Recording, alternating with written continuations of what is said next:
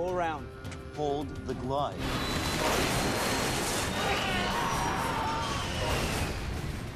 Near Zurich Airport, a DC-9 plows into the ground 6 miles short of the runway. It was a fatal loss of life. It was a tragedy. You have impressions and smells that you never forget. It changes you. Pitch and roll, fine. Flaps, good. No stabilization problems. Close analysis of the evidence only deepens the mystery. It was definitely flying too low, but why, we didn't know. Maybe it was something we can't see. Could a hidden fault deep inside the airplane have led the 2 pilots down a deadly path? That put all the other aircraft in the sky in danger.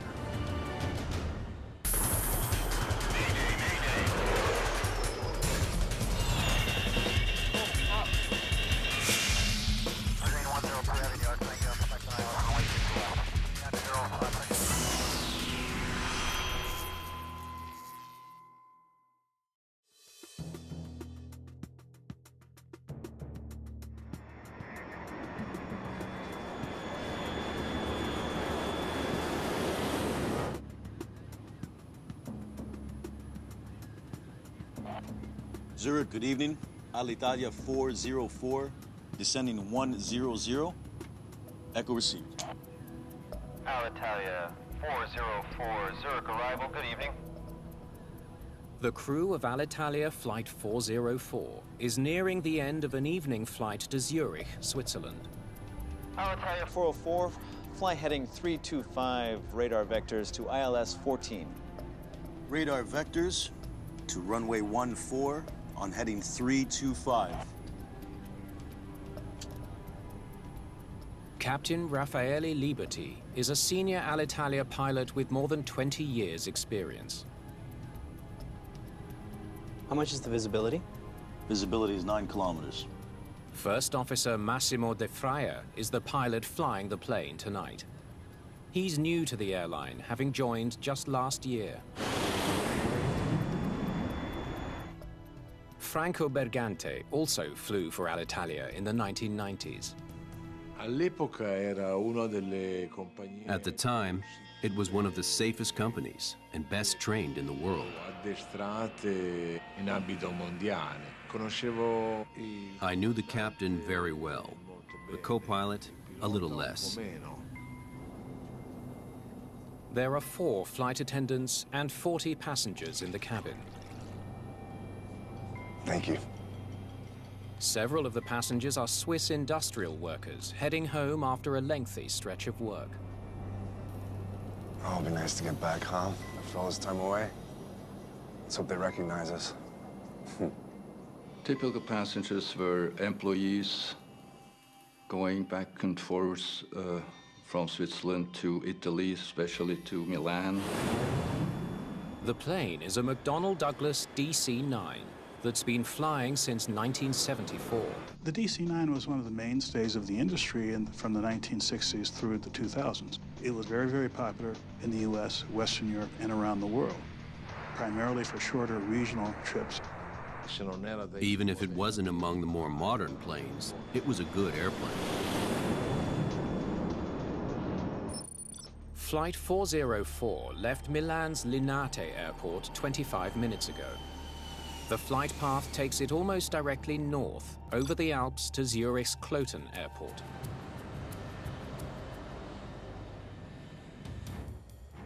Lufthansa 1873, maintain 240. At Zurich Air Traffic Control, it's a busy evening. Swiss 3611, maintain 230.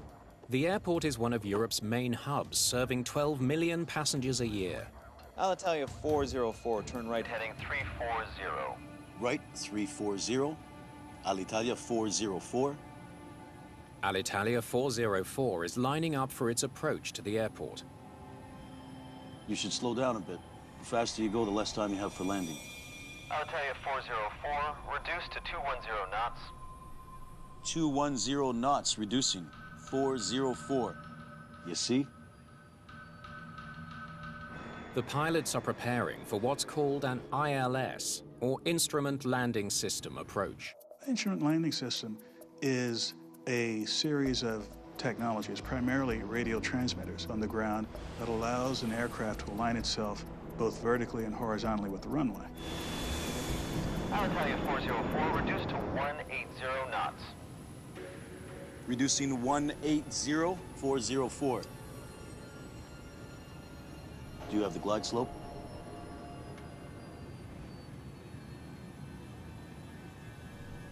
It's on 1. Let's do it on 1. The crew sets the navigation instruments to pick up the ILS signal from the runway. Radio unconfirmed. There's a set of signals which goes out at an angle from the ground that gives them an idea of the glide slope, which is typically around a 3-degree slope. Gives you one tiny pencil-thin beam that you can fly down that ensures that you're going to stay above the trees and not hit anything below there. And it'll lead you right to the end of the runway.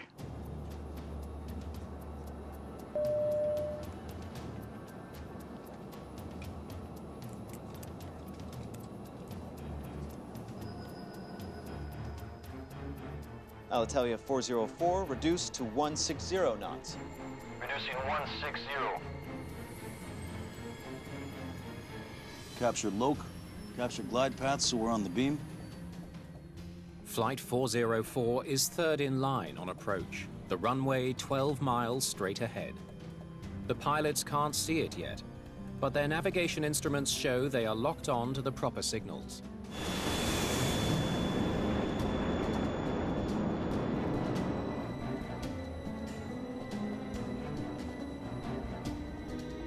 All they need to do now to finalize the approach is intercept a radio beacon known as the outer marker. The outer marker is something like the last occasion to check whether the ILS is correct. That tells them as they get closer that they're still right on the money. Flaps 25. Flaps 25. The outer marker check is at 1,250 feet, almost 4 miles. Didn't we pass it? Didn't we pass the outer marker? No, it hasn't changed yet. Alitalia 404, speed as convenient. Contact tower 118.1. 118.1, goodbye. That doesn't make sense to me. The runway should be just ahead, but the first officer still can't see it. Something's not right. Go around. No. Hold the glide. Can you hold it? Yes, sir.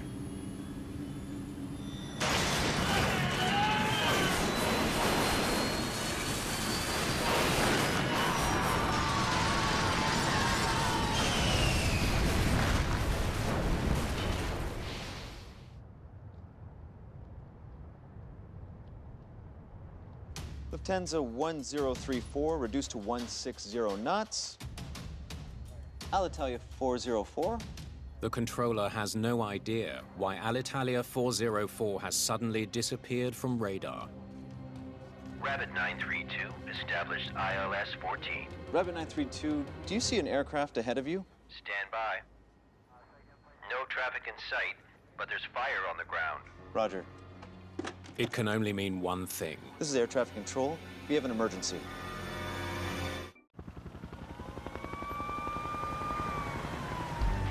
Swiss and German firefighters rush to the site of the crash of Alitalia Flight 404, a forested hillside 6 miles from Zurich's Kloten Airport. At first, you could see a glow in the woods, and there was a taste of burning rubber. And when we could finally see the actual crash site, it was horrific. The plane has cut a swathe through the trees, scorching the surrounding area. The scale of the destruction is staggering. The airplane was completely destroyed. The main goal was to save people. But as fire crews suppress the flames and comb through charred debris, they can find no one to save. All 46 people aboard the flight are dead. I was very upset because it was a loss of someone close.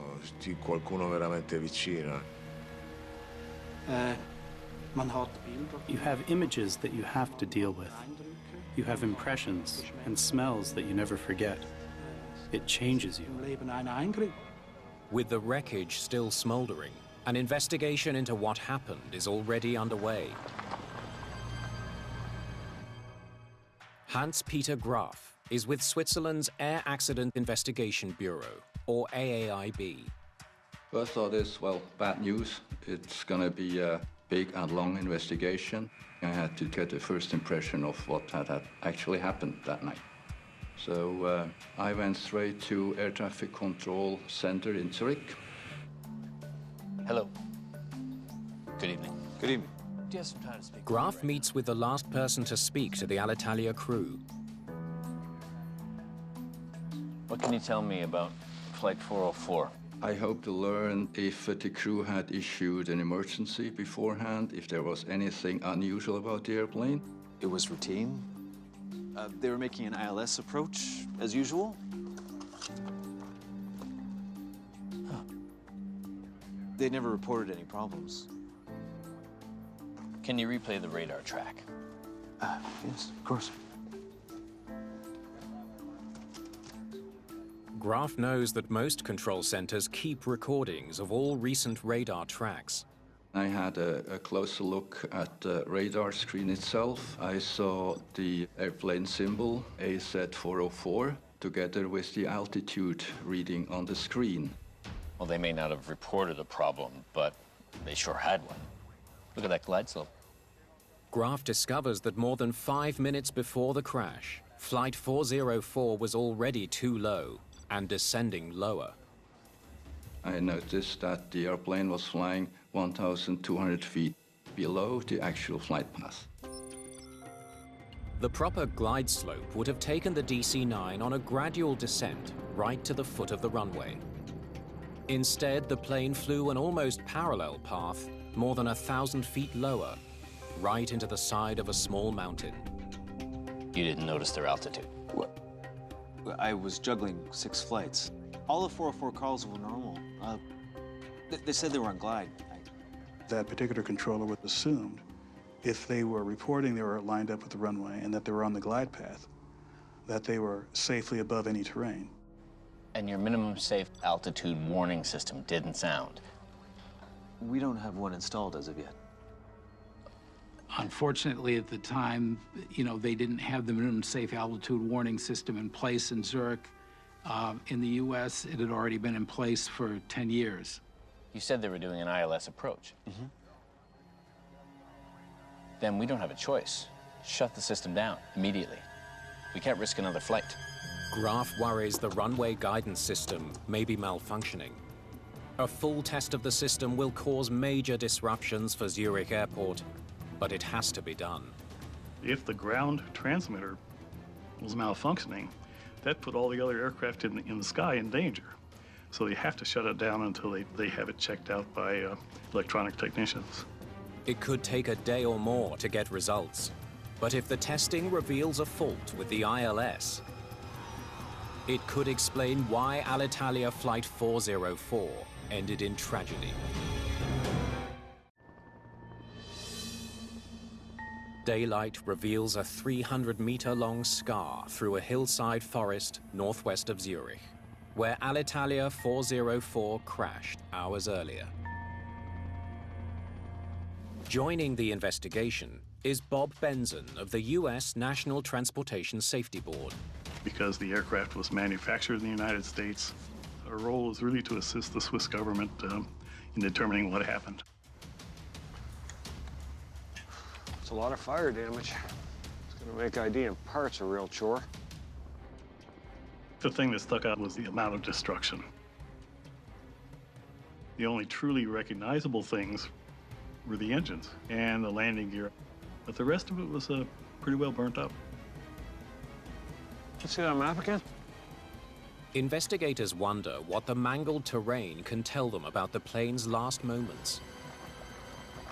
It looked to us like the aircraft had struck the trees in a bit of a level attitude, although parts of the right wing had been sheared off by the trees, and that caused a more lift to occur on the left side of the aircraft, causing the aircraft to roll. So the eventual impact was nearly inverted.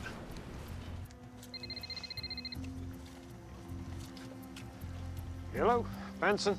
Benson gets word on Zurich Airport's instrument landing system. That's for certain? Okay.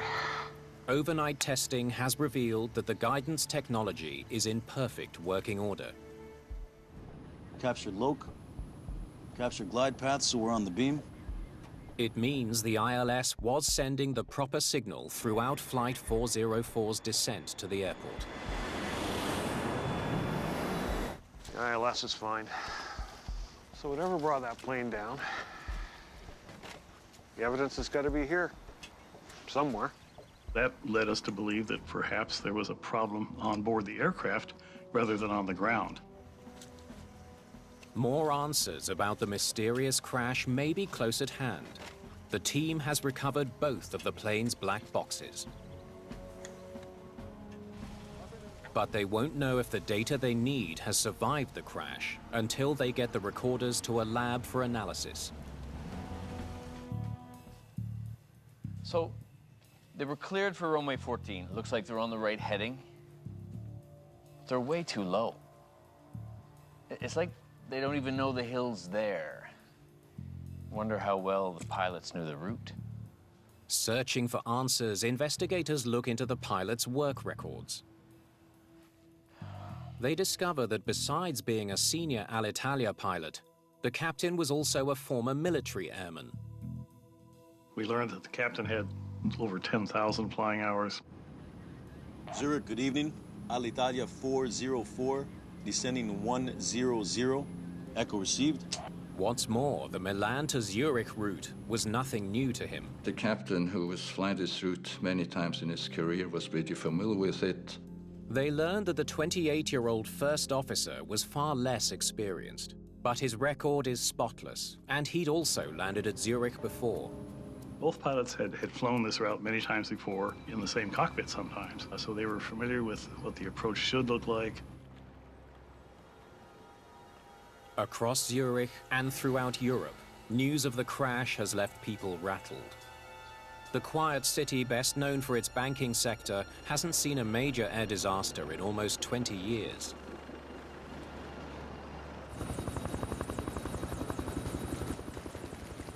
It was such a tragedy. It was an all-fatal loss of life, and so it was reported in the media extensively. The media attention puts mounting pressure on investigators. Is this the flight data? Finally, they have some good news. Information from both the flight data recorder and the cockpit voice recorder has survived. We should get this up on the projector.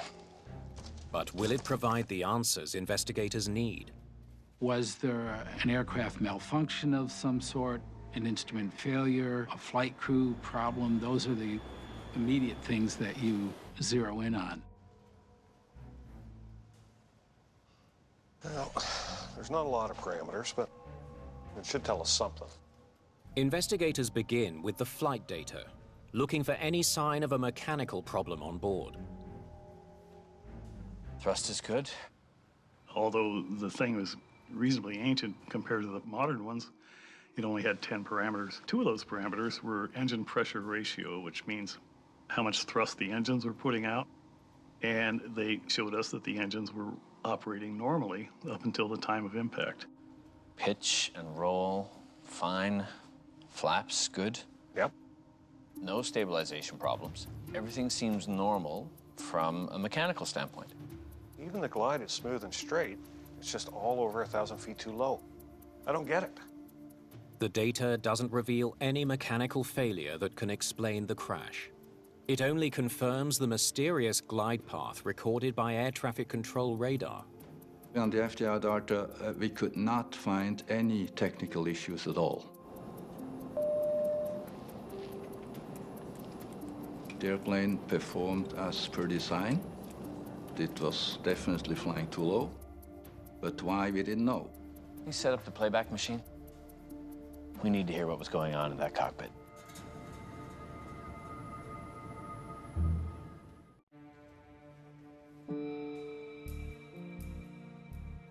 Trying to understand why a well-trained Alitalia crew flew their DC-9 into the ground miles short of the runway, investigators now turn to the cockpit recording. Something was going wrong with the perceptions of the crew, perhaps the aircraft itself, to cause it to be almost 1,000 feet, maybe a little bit more, below where it should have been on the approach. So that became a focus.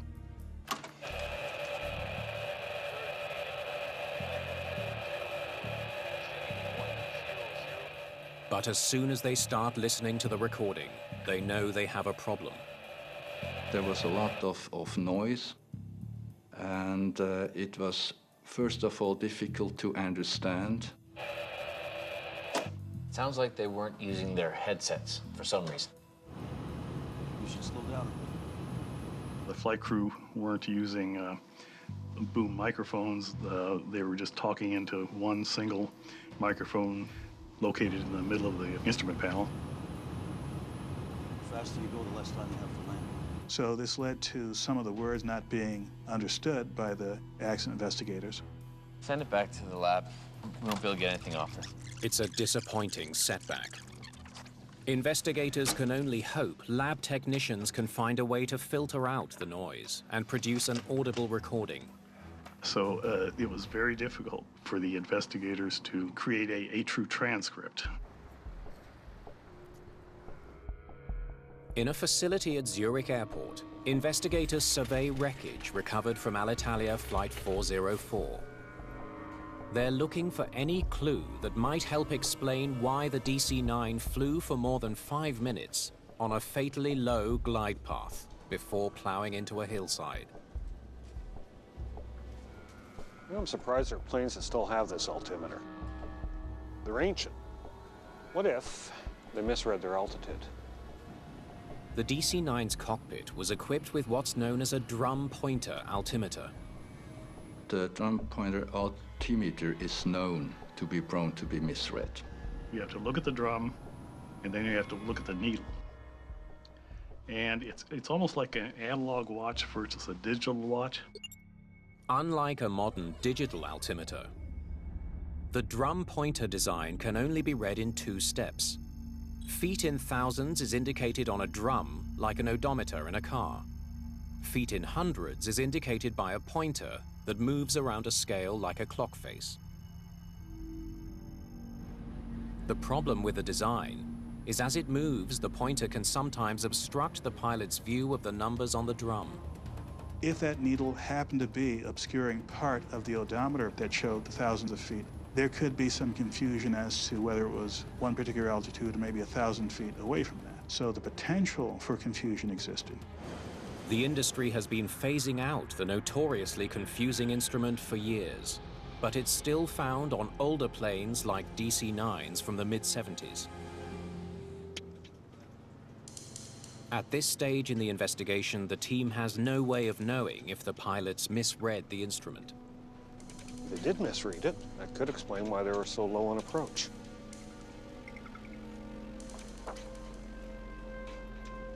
But the GPWS would have warned them. The Ground Proximity Warning System, or GPWS, is an onboard technology designed to help pilots avoid terrain. The system bounces radio waves off the ground below to measure altitude and sounds a cockpit warning if the plane gets too low. And there's no mistaking that alarm. Investigators know the Alitalia DC-9 was equipped with a GPWS, but did the pilots get a warning before the fatal impact? We really need that CVR.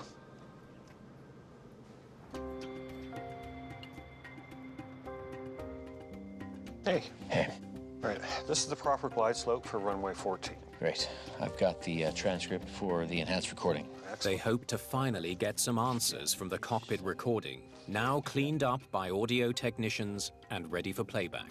The picture that was given by the full transcript is more than enough to get a very good idea of what the sequence of events was in the cockpit.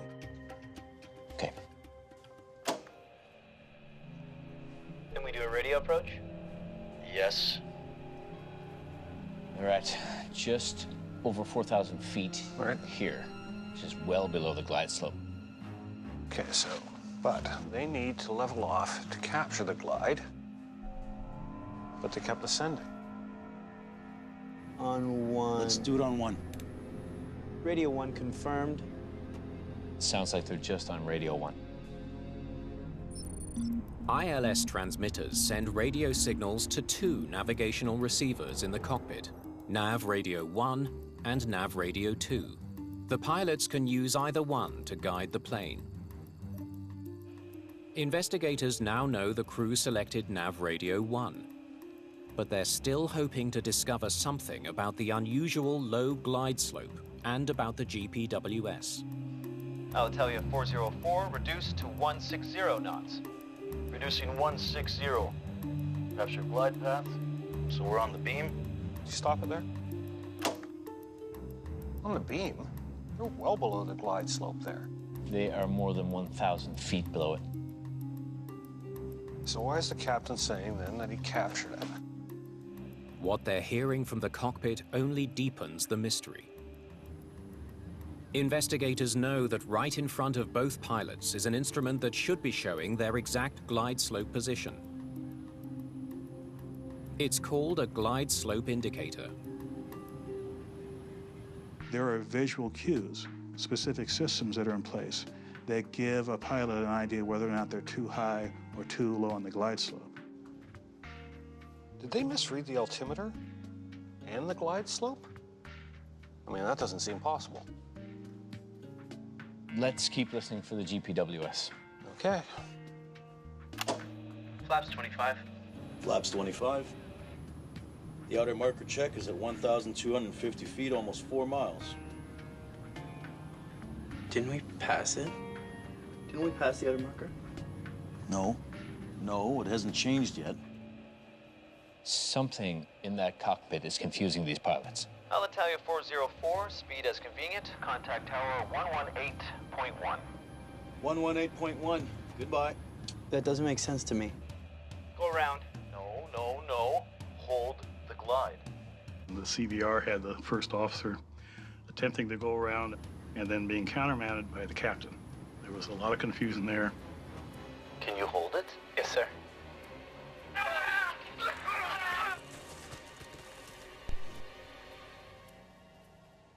Investigators are stunned, both by what they've heard and by what they haven't heard. No ground proximity warnings at all. The fact that the aircrew didn't get a warning from the ground proximity warning system was a surprise to us. And the captain called off a go-around. They now face more questions than ever. How could 2 professional pilots both misread their glide slope indicators? Why did the plane's ground proximity warning not sound? Go around. And why did the captain call off the one maneuver that might have saved his plane and his passengers?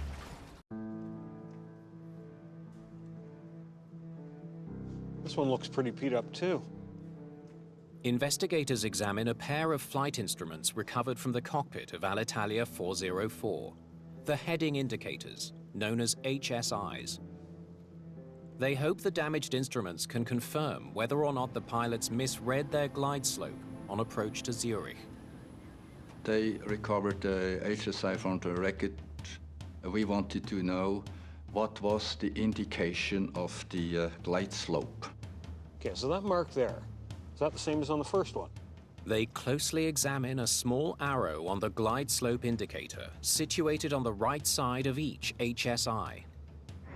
It's the instrument that tells the pilots if they're flying too high or too low. We found what we call slap marks, which means the indicator, as it was being destroyed, the needles on the indicator slapped against the background. So at the time of impact, you could determine what that instrument was showing you. It did have markings on it showing that they were on glide slope. So they were both indicating on glide. It's a major discovery.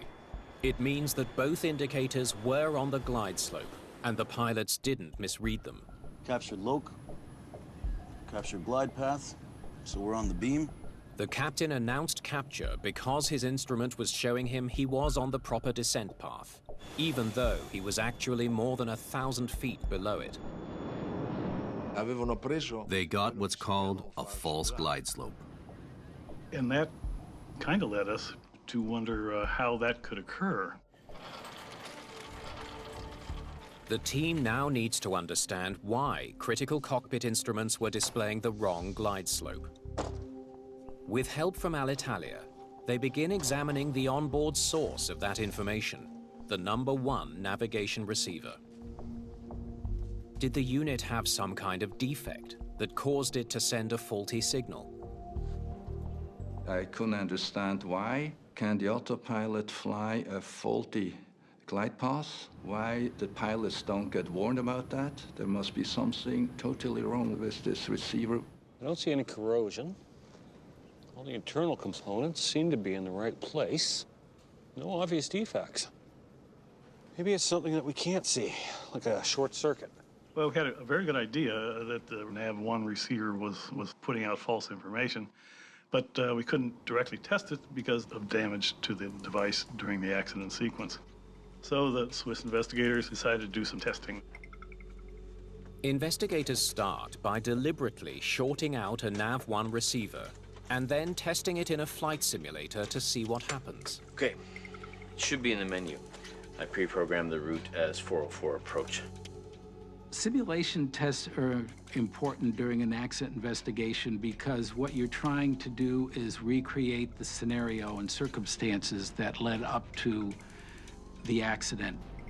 Then they simulate the flight path of Alitalia 404. We're 15 miles out, 1,200 feet below glide. Stand by. Graf wants to see if he can reproduce the same false glide path that deceived the Alitalia crew. Switch to radio 1. There it is. A false glide indication on the display. And no warning flags. Graf is stunned to see that the short-circuited receiver defaults to the on-glide position, and that there's no warning about the malfunction. Typically, if the signals are not correct, there's some sort of warning given in the instrument itself. There was no warning. I was really surprised that somebody could design a piece of equipment without warning the pilots if there's something wrong with it. It was a kind of an aha moment. Captured loc, captured glide path, so we're on the beam. There was now no doubt that a short circuit in the NAV-1 receiver caused the deadly glide slope display malfunction. Did it also somehow disable the potentially life-saving ground proximity warning? Keep going. That's what Graf wants to know next. 30 seconds from impact. The simulation soon gives him an answer. Nothing. It should have sounded by now. The plane's GPWS never sounds a warning. And it turns out that if the navigation radios aren't putting out a good signal to the rest of the aircraft, the GPWS just doesn't work. The GPWS finding leads to another disturbing question. That doesn't make sense to me. Would the crew have been able to save their plane and 40 passengers? Go around. No. Hold the glide. If the captain had initiated a go-around when his first officer called for it.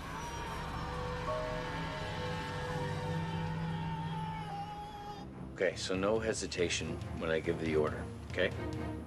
We're almost there. 5, 4, 3, 2, 1. Go around. Climbing safely. Those poor bastards. Had the captain not intervened, they would have made it.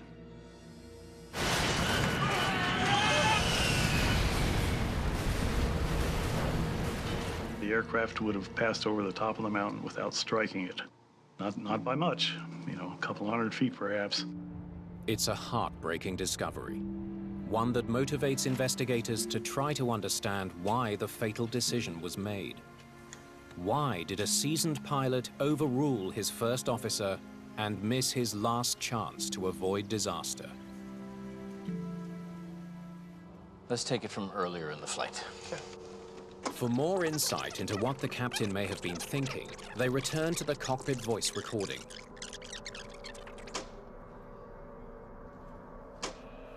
How is it approaching? Approaching, turning left to Schaffhausen. They listen from earlier in the approach to try to get a sense of how well the pilots were working together.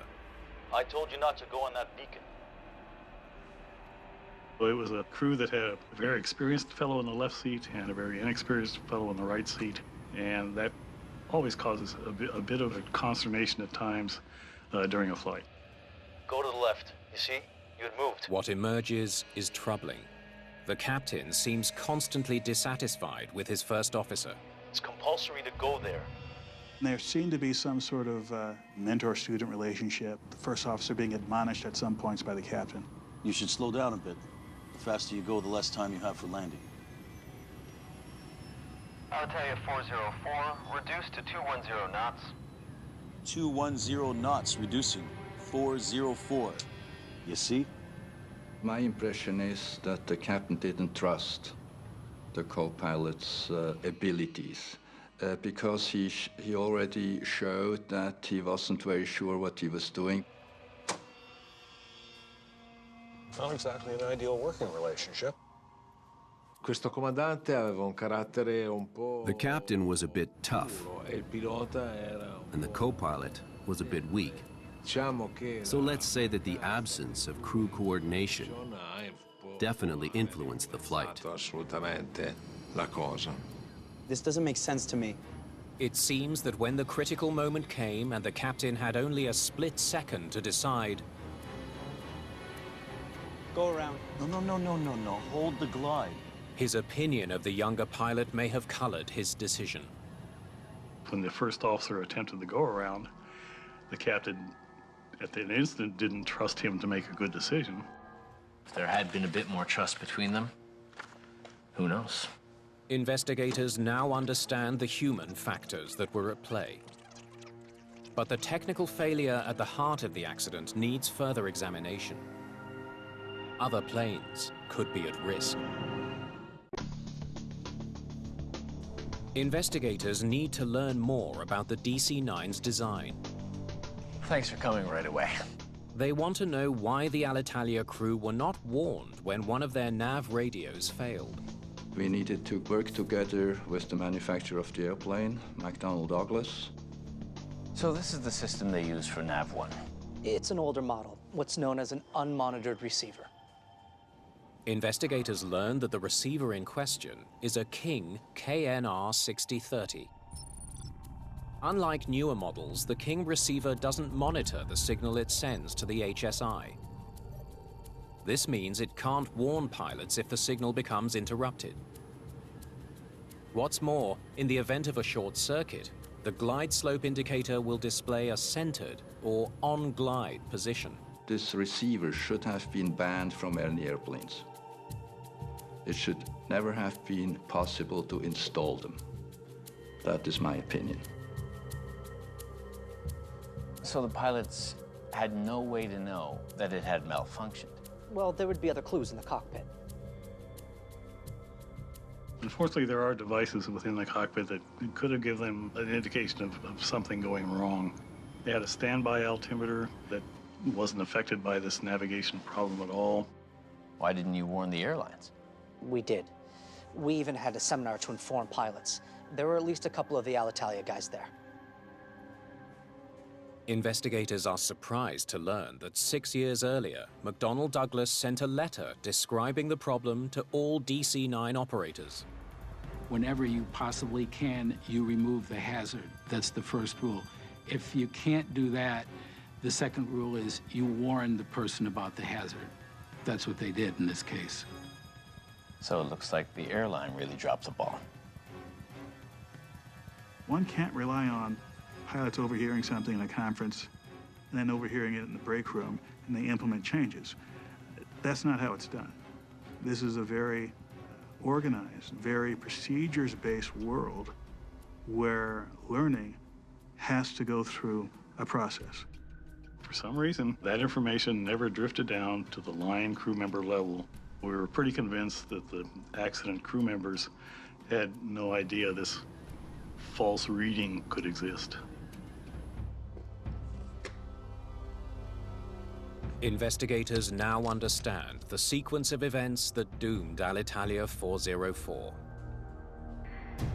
It starts with an aging DC-9, carrying 40 passengers, 4 flight attendants, 2 pilots, and a hidden danger. Do you have the glide slope? A flaw in the navigation system. On 1. Let's do it on 1. Radio unconfirmed. With this receiver, the best pilot in the world would be at risk. It would fool anybody. On approach to Zurich, Flight 404 descends below its intended glide path. Alitalia 404, descend to 4,000, turn right, heading 110. Clear. The busy air traffic controller fails to notice.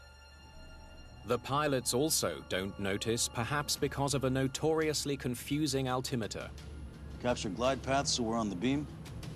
But certainly due to a false glide slope indication. Radio 1 had a non-glide slope indication telling him, okay, we are fine, we are on the correct flight path to the runway. A disabled GPWS keeps them unaware of the danger until... Go around.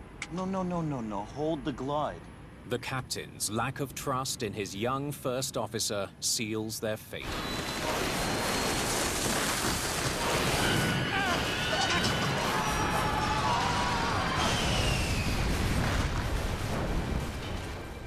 To pin the blame on any one of them, the pilot's role, the air traffic controller's role, the manufacturer of the technology, their role is unfair.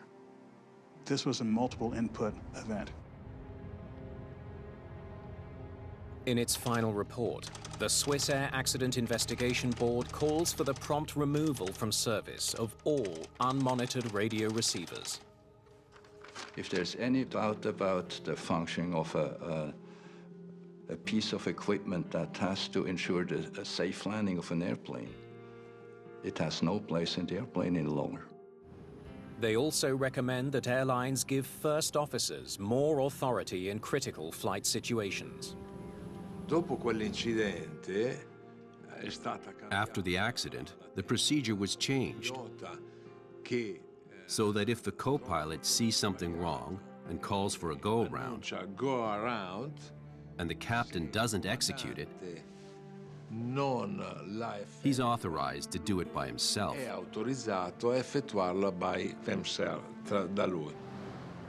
The accident brought important improvements to Zurich Airport as well. It was after that that Zurich installed the minimum safe altitude warning system in its ATC facility. And so unfortunately, it took that tragedy to happen, but, you know, at least some positive things resulted from it. We learn from every accident. Even though they're tragic events, frankly, some good comes out of every single one of them. And the recommendations that came out of this accident have led to an aviation system today that is very, very safe.